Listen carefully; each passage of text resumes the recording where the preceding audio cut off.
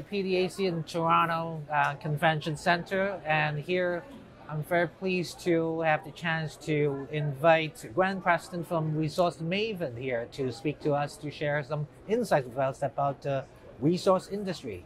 Hi, how are you doing, Gwen? I'm doing well. I literally ran here because it's a big, busy conference. So, yes, lots indeed. of things to do. Yeah, so I'd just like to start off because we chatted a bit earlier before last year, and then we talked about a whole bunch of things. Let's talk about gold and crypto. So, see what's your take on cryptocurrencies and gold, because some people thought investors have been taking some of the capital, invest in crypto and not in gold. Are these two sort of complement each other, or is it competing with each other? What's your thoughts on that one? So that question, the crypto versus gold question, that emerged sort of after the cannabis versus gold question. And I've actually taken sort of a bigger picture look at that. And I think it's gold versus other opportunities. And what I mean by that is, until the great financial crisis, just looking back to then, and the way that the Fed responded to that. The Fed responding to the great financial crisis with all that support and all that quantitative easing, they were like, okay, we don't want crises to happen. Okay, fine. Then COVID happened, and they took what they'd learned and they layered it on thick. And really the message there was that the Fed was backstopping risk. Investors were like, oh, cool, I can buy stuff, and the Fed is not going to let terrible things happen. Yeah. When that premise was established, risk-taking took off. And so all of a sudden, we shifted from gold used to do really well when the monetary and economic cycles did well for the metal. Gold stocks did really well because they presented a fairly unique risk-reward thing. They could hand out amazing returns with reasonable risk. But that wasn't a super common pairing. There wasn't a lot of opportunities out there that did that. These days, there's opportunities left and right that hand out outsized returns with risk. Crypto and cannabis are great examples from the last decade, but the last decade has been rife with that kind of thing.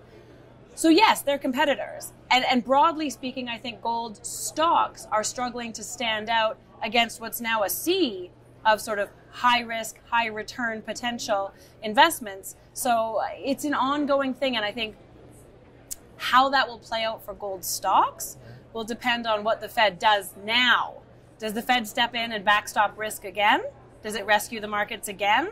Because if it does, then we're going to have that risk on market carry on, and that will be hard for gold stocks. If it doesn't, maybe we'll go back a bit more to the time before when gold had a less common, more unique appeal for offering that risk return pairing. Sure. So we'll see what Feds do, and look forward to that. And remember last time we talked on our interview, you mentioned copper. So copper's done really well. So what do you think? We will continue to do this strong performance in the near future? I just came from giving a talk on critical minerals. And it's an amazing name because they are critical. The green energy revolution is an unstoppable force. It's happening. And the changes in demand that it is creating for copper, for nickel, for lithium, for uranium, it's actually hard to wrap your head around how much demand is growing because of the green revolution. And in fact, for copper, by the middle of this decade, which is only 2.5 years away, we face the largest copper shortage that the copper market has ever seen. And I think what's important to note here is, sure, we've seen big surges in copper demand. The most notable one was in the 2000s with the emergence of the industrialization of China. We saw a surge in copper demand, very parallel in the scale of increase in copper demand. But then we saw lockstep response in supply. So investors were like, oh, copper, cool opportunity. They put money in. Miners were like, copper, let's build mines. And permitting timelines were still pretty short. You could permit a mine in 1 to 3 years. These days, investors are interested in everything else and not in copper. Miners are incredibly conservative with their capital. Rio Tinto dividended $1.6 billion to its investors last year. They did not build, they did some expansions, but they are not leaning into this copper deficit that's right there. There's just extreme conservatism from copper majors, from miners in general. And then permitting timelines are incredibly long.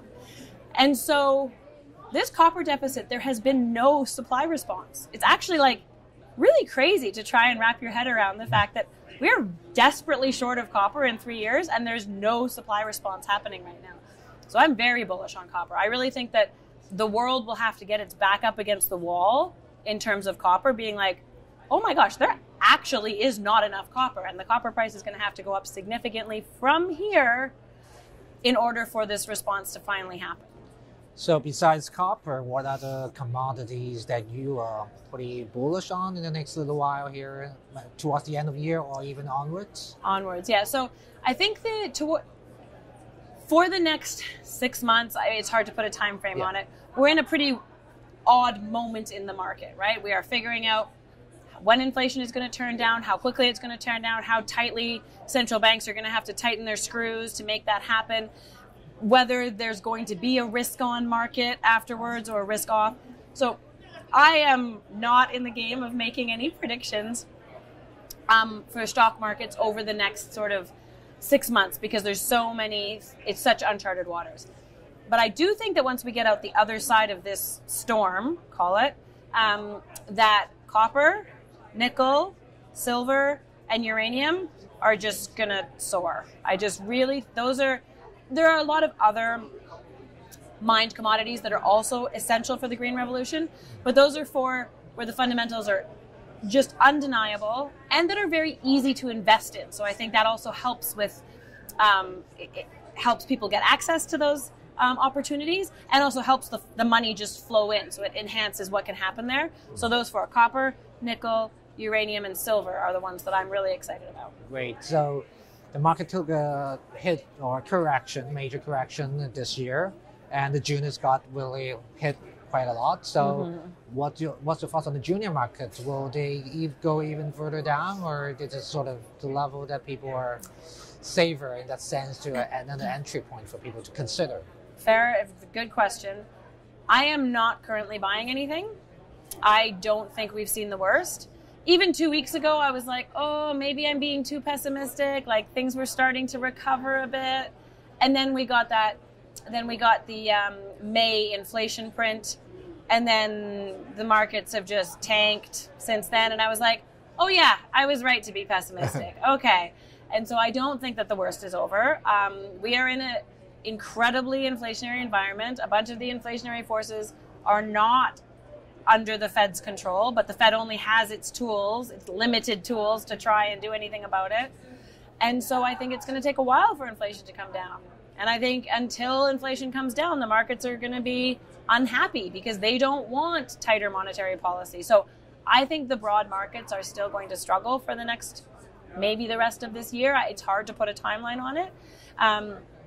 And regardless of these incredible fundamentals for metals, the juniors, nobody will put money in junior miners until there's some sort of stability, in some sort of sense of confidence that the worst of this growth market storm is over. Like I think investors need to get that, and then we will shoot out the other side. But I'm not buying anything myself right now. Sure. Let me throw you one last question here. Regardless of what's happening in the inflation markets, that you're pessimistic, of course. Give us maybe one or two junior stock idea that investors may not say short term, but at least they can ride with it. Survive these tough times, can do well in the long term. Absolutely. I mean, I think you should use these tough times you want to exit this storm with a portfolio that gives you the exposure that you want to the things that you're going to do, that you think you're going to do well on the other side. So I definitely want to use this period to make sure that my portfolio is nicely positioned for silver, nickel, copper, and uranium, and gold. I do think gold will do well, but it's probably fifth on my list just in terms of that moment. So for silver, I would say Silvercrest Metals. They just finished building a mine. They built it under budget and ahead of schedule, which is amazing. But they finished it in this sort of crappy market moment, and nobody's been paying much attention. So I think they stand to do very well as they ramp up production from this really great new mine. On the uranium front, my pick is Valor. VO is the ticker. They have a project called Angelac. It's in northern Canada. They worked this project in the last uranium market, and they have a very good technical team of geologists. And they know in that last market, they learned really well how to find uranium in those rocks. And then they had to stop because the bottom fell out of the uranium market. And now they're back. And so they're using that knowledge and applying it. And I think the odds of significant uranium resource growth at that project this year are very real. And I think that will be unusual in a uranium market that's just coming back to life on the project side. So that's silver and uranium. Copper, I mean, I have quite a few choices. I really like Kodiak. They're exploring. They have a porphyry. I think that porphyry is going to get bigger. I also think their odds of finding adjacent porphyries on the project are very good. I really like Adventus Mining as well. They're building a copper mine in Ecuador. There's not very many copper mines being built. I was talking about there's been no supply response. So I think they stand to do well in the copper market, which is the commodity that I haven't touched yet. Nickel? Oh, nickel. Nickel is such a hard one to get exposure to. I like FPX nickel. And I like Blackstone nickel. So those are two very different projects, but those are two nickel equities that I like. Great. Thank you for sharing your insights with us today. Thanks for having me. Thank you.